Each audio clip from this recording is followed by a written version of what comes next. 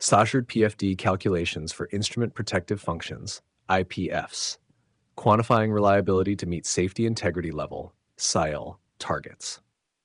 The probability of failure on demand, PFD, is a core metric used to determine whether an Instrument Protective Function IPF meets its assigned Safety Integrity Level SIL. It represents the likelihood that the IPF will fail to operate correctly when required, specifically during low-demand conditions typical in the process industry. PFD calculations provide a quantitative measure of the IPF's risk reduction capability.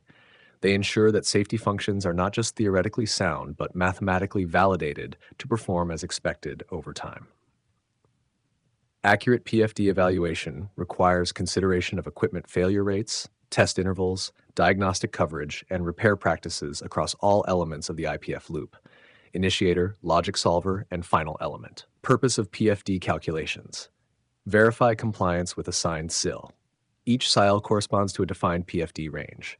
The total PFD-AVG of the IPF must fall within the target range to be SIL compliant. Guide design decisions: helps determine the need for redundancy, test frequency, diagnostic enhancements, or hardware fault tolerance. Support SIL verification and life cycle documentation, forms the quantitative basis for safety requirement validation, SIL verification reports, and functional safety audits. Key inputs to PFD calculations: failure rates, LEDA, based on certified data, field reliability databases, or proven in use records for sensors, logic solvers, and final elements. Test intervals, T, time between manual proof tests or automatic diagnostics. Shorter intervals reduce PFD-AVG by limiting the exposure time to undetected failures. Diagnostic coverage, DC, the percentage of dangerous failures detected automatically by the device or logic system. Higher DC reduces the contribution of undetected failures to the overall PFD. Repair time, MTTR, average time to restore the system to full functionality after failure detection. Shorter repair times help contain cumulative risk.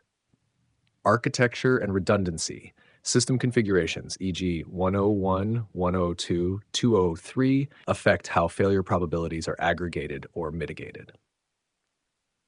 Typical SIL ranges based on PFD.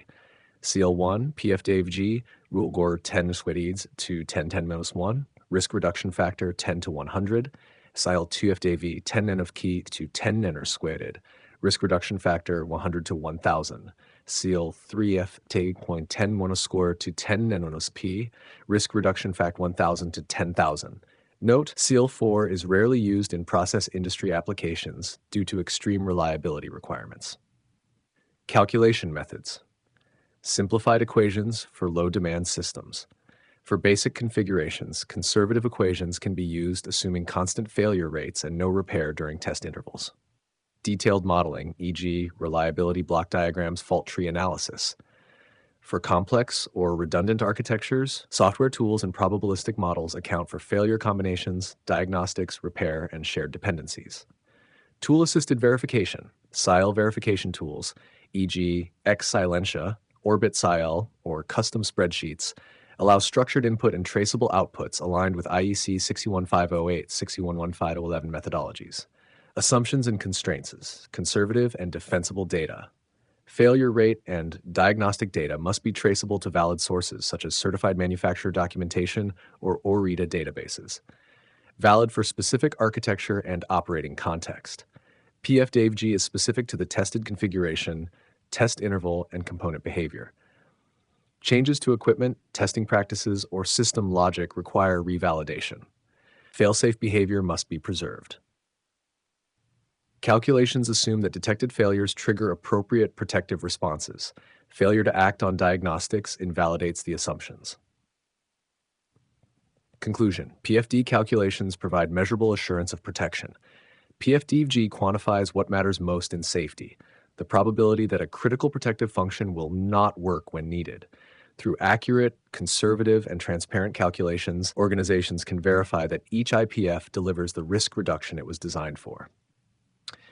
More than a mathematical exercise, PFD calculations are a cornerstone of functional safety, linking engineering decisions to performance outcomes and building confidence in the integrity of the plant's last line of defense. IPF implementation and its impact on PFD calculations, ensuring that safety function design aligns with calculated reliability. The implementation of an Instrument Protective Function IPF is more than just assembling certified hardware. It is the precise execution of a functionally defined safety objective using properly configured devices, logic, and system architecture. The way an IPF is implemented directly affects its probability of failure on demand, PFD AVG, and by extension, its compliance with the assigned Safety Integrity Level SIL. And effective implementation reflects both the intent captured in the Safety Requirement Specification, SRS, and the practical realities of installation, integration, diagnostics, and maintenance. Every design choice, ranging from redundancy and testing intervals to device diagnostics and communication paths, contributes to or detracts from the overall reliability of the safety function. Key implementation factors that influence PFDA: architecture and voting logic. The use of redundant configurations, e.g., 102, 203, provides fault tolerance and lowers PFD-AVG by allowing continued operation despite single failures. Voting arrangements must be selected based on the process safety time and likelihood of spurious trips versus undetected faults. Component selection and certification. Devices, sensors, logic solvers, final elements must have certified failure data and proven diagnostic capabilities. Preference should be given to equipment assessed per IEC 61508 or with demonstrated proven in use history that supports inclusion in SIL verification. Diagnostic integration. Effective use of built-in diagnostics in smart instruments and logic solvers can detect and signal dangerous faults early, reducing undetected failure exposure time. Diagnostic coverage, DC, from these features directly improves PFD-AVG when properly accounted for in calculations. Test interval and proof test coverage. The frequency and completeness of proof testing significantly impact the PFD-AVG. Automated diagnostics and partial stroke testing may allow extension of manual test intervals, but only if their coverage is quantified and included in the verification. Repair response and mean time to repair, MTTR. The system's ability to detect faults and initiate timely repairs limits the period of vulnerability. Delays in fault handling increase PFD-AVG and must be included in lifecycle analysis. Implementation-related pitfalls to avoid. Assuming ideal conditions in the field. PFD calculations often assume consistent test performance, prompt fault response, and ideal diagnostic conditions. Real-world implementation must either match these assumptions or the calculation must be revised to reflect practical limitations. Misaligned redundancy and logic configuration. If voting logic or diagnostics are incorrectly implemented, e.g., 203 sensors treated as 101 due to logic errors, the real PFD-AVG may be far worse than expected. Unvalidated software and firmware changes. Post-installation software updates, configuration changes, or undocumented logic edits can introduce vulnerabilities and invalidate SIL compliance. Verification through implementation audits. Compare as-built implementation to CL verification basis. Ensure that the actual IPF matches the assumptions used in the PFDV calculation, including device types, test frequencies, and architecture. Evaluate installation quality and environmental suitability. Improper installation, e.g., poor grounding, EMI exposure, incorrect enclosure rating, can degrade the reliability of components and reduce effective SIL. Review of functional testing records. Commissioning and ongoing test records must demonstrate that the IPF operates as modeled, including correct action timing, voting behavior, and alarm functionality. Conclusion. Implementation is where PFD becomes reality. No matter how accurate the PFD calculation, it is only as valid as the actual implementation it represents. The process of translating design into installed functioning protection must preserve all assumptions and performance factors. Robust IPF implementation bridges the gap between theoretical reliability and real-world protection, ensuring that what was calculated on paper holds true when it matters most. Testing and its influence on PFDA, maintaining safety integrity through structured, risk-aligned testing. Testing is one of the most influential lifecycle activities affecting the probability of failure on demand, PFD-AVG, of an Instrument Protective Function, IPF. Even the most robust design cannot guarantee performance unless the IPF is tested regularly to detect hidden faults and confirm that all components function correctly. The testing strategy, its frequency, method, and coverage, directly determines whether the IPF stays within its assigned safety integrity level, SIL, over time. PFD-AVG calculations assume that dangerous, undetected failures are revealed within a defined test interval. If these tests are delayed, incomplete, or ineffective, the IPF's real-world risk reduction capability will degrade, potentially below the minimum threshold required for SIL compliance. Key testing parameters that influence PFD-VG. Test interval, TI, the time between successive proof tests, is a critical factor in PFD-AVG. Longer intervals increase the probability that a failure goes undetected and remains latent when the function is demanded. Test intervals must be justified, documented, and consistently maintained in operation. Proof test coverage, PTC. Not all tests are equally effective. Proof test coverage refers to the percentage of dangerous, undetected failures a given test is capable of revealing. A test with only partial coverage must be accounted for in PFD-AVG as less effective than a complete end-to-end function test. Test method, manual versus automatic. Manual tests tend to have higher coverage, but are less frequent and require operational coordination. Automatic diagnostics and partial stroke testing improve testing frequency and can reduce PFD-AVG when properly quantified, though often with lower coverage. Test execution quality.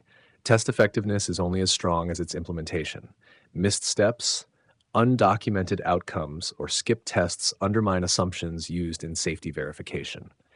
Every test must be traceable, repeatable, and auditable. Impacts of test performance on SIL compliance. Direct relationship to PFD-AVG. A shorter test interval or higher coverage results in a lower PFD-AVG. Conversely, test extension without justification can push the IPF beyond its SIL range, requiring redesign or increased redundancy. Influences redundancy decisions. In systems with limited testability, designers may be forced to add redundancy to reduce dependence on high test coverage or short intervals. Dynamic reassessment needed after changes. Any proposed change to test frequency, method, or coverage must trigger a reassessment of the IPF's calculated PFD and SIL compliance. Best practices for testing strategy and PFD assurance. Align test procedures with SIL verification basis. The actual test performed in the field must match the assumptions used in the PFD-AVG calculation. If only partial loop testing is conducted, that must be reflected in the safety model. Integrate testing into safety lifecycle planning. Test intervals and methods should be defined during SIL determination and captured in the Safety Requirements Specification S. Periodic reviews ensure testing remains fit for purpose as equipment ages or operating conditions change. Track and analyze test outcomes. Real-world test results provide valuable data to refine failure rate assumptions and improve future PFD calculations. Patterns of failure or missed tests may trigger reassessment of the IPF's integrity and SIL compliance. Conclusion. Testing is the active assurance behind calculated safety. Testing is not just a verification step. It is a dynamic input into the reliability of safety systems. The frequency, completeness, and accuracy of IPF testing directly determine how effectively the function performs in the face of real demand. By rigorously executing, documenting, and continually improving testing practices, facilities ensure that their PFD-AVG calculations remain valid and that the IPFs continue to offer the risk reduction they were designed to deliver. Calculation of test interval, special cases. Adapting test frequency to match function criticality and real-world constraints. While standard test intervals for Instrument Protective Functions IPFs are typically determined by Safety Integrity Level SIL targets and failure rate assumptions, certain operational scenarios require tailored approaches. In special cases, such as low demand, difficult to access, redundant, or continuously operating systems, the calculation of the test interval must account for practicality, risk exposure, and diagnostic enhancements. These special cases do not bypass the need for proof testing, but instead rely on engineering justification, adjusted reliability modeling, and compensating measures to ensure that safety integrity is preserved even when standard test intervals are not feasible. When special test interval calculations are necessary, functions with high reliability equipment. IPFs built using components with low failure rates and high diagnostic coverage may allow longer test intervals if validated by PFD-AVG calculations and supported by field data. Difficult to test applications, remote or hazardous environments may limit the ability to perform frequent manual proof testing. In these cases, automated diagnostics and partial testing can extend the test interval with justification. Redundant architectures. Functions configured as 203 or 204 can maintain SIL compliance even if individual components are tested less frequently, provided the overall system PFD remains within bounds. High availability processes, continuous operation systems, e.g., critical utility feeds, high pressure compressors, may not tolerate frequent shutdowns for testing. These applications require careful modeling to balance test interval with risk tolerance. Approach to determining alternate test intervals. Use of adjusted PFD modeling. Special case intervals must still produce a PFD value that meets the assigned SIL. The model must include actual test coverage, diagnostic capabilities, and any gaps in maintenance or response time. Incorporate automatic testing and diagnostics. Continuous self-checking features, heartbeat monitoring, and partial stroke testing can reduce reliance on frequent full-loop proof tests. The diagnostic coverage, DC, must be quantified and included in the PFD calculation. Test distribution for redundant systems. In redundant IPFs, components can be tested on staggered schedules, allowing for continuous coverage while extending individual test intervals. For example, a 1002 system may allow alternating testing of each element every 12 months instead of both every 6 months. Temporary test deferral with compensating measures. If test deferral is unavoidable, e.g., due to shutdown delays, a risk assessment must identify temporary protections such as enhanced monitoring, restricted operating limits, or contingency response plans. Documentation and control requirements. Justify and record alternate test intervals. All deviations from standard intervals must be justified in safety documentation, e.g., SIL verification, SRS updates, MOC records. Supporting calculations and risk assessments must be available for audit and compliance review. Monitor impact through performance metrics. Actual failure rates, test results, and override frequency should be tracked to confirm that extended intervals are not degrading safety performance. Revalidate after equipment or operating changes. Any changes to process conditions, equipment type, or test strategy must trigger reevaluation of the test interval and its impact on PFD. Conclusion: special case intervals require special discipline. Adapting test intervals for special cases is not an excuse for reduced safety. It is a strategic engineering decision grounded in quantitative validation. By carefully modeling risk, leveraging diagnostics, and applying robust controls, facilities can maintain safety integrity even in challenging or high availability environments. The key is to treat these exceptions with transparency, technical rigor, and ongoing performance evaluation, ensuring that the protective function remains reliable regardless of how often it is tested.